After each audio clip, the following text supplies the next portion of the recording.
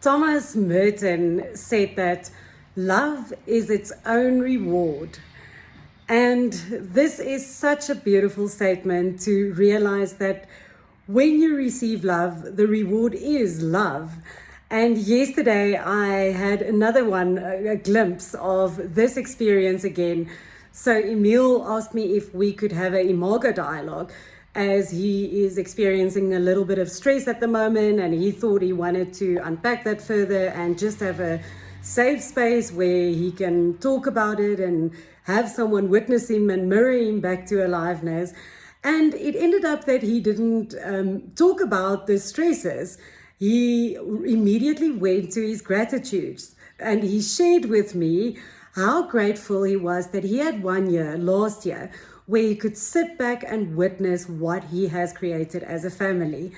And I could feel the depth and the sincerity of the gratitude in his whole being for me being there for him and helping him create it. I could feel the love and the pure joy that he experienced of sitting back and looking at his family, the one thing that he actually wanted to create, and looking at his kids and noticing them and seeing how he enjoys them. And it's not as tough as what it was like when they were toddlers, where it's focused on 24/7 watching them, but he can actually sit back and enjoy his kids.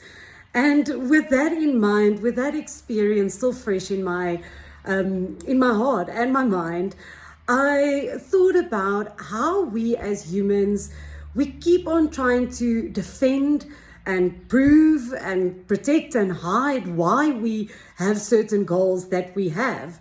And I once heard this concept or this idea with Dan Sullivan and Benjamin Hardy.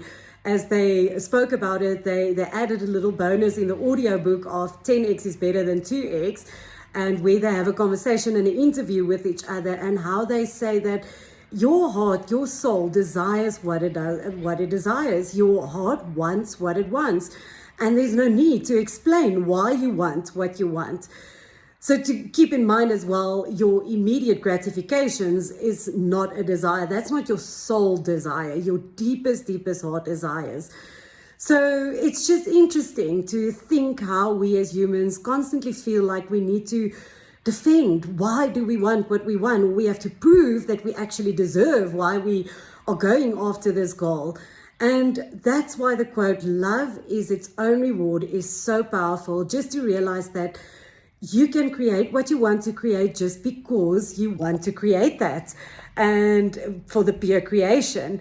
And accompanying this idea is thinking that artists never overly identify themselves with their art. They don't see themselves, the artist, I am not the picture or the statue or something that I've created or the words that I put together. You don't over-identify with what you've created. You create it and you distance yourself because your creation was never meant for you. The fruits of a tree wasn't meant for the tree. It's meant to be shared.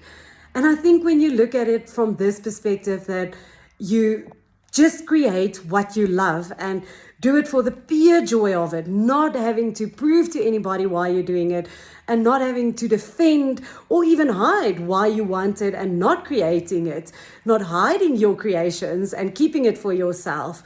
So in essence, today I would love to leave you with the idea of what is that one thing that your heart truly desires and what you really want, and that is just pure joy for you to create. And can you go out and just create it and allow it to be its own reward? I'd love to hear from you.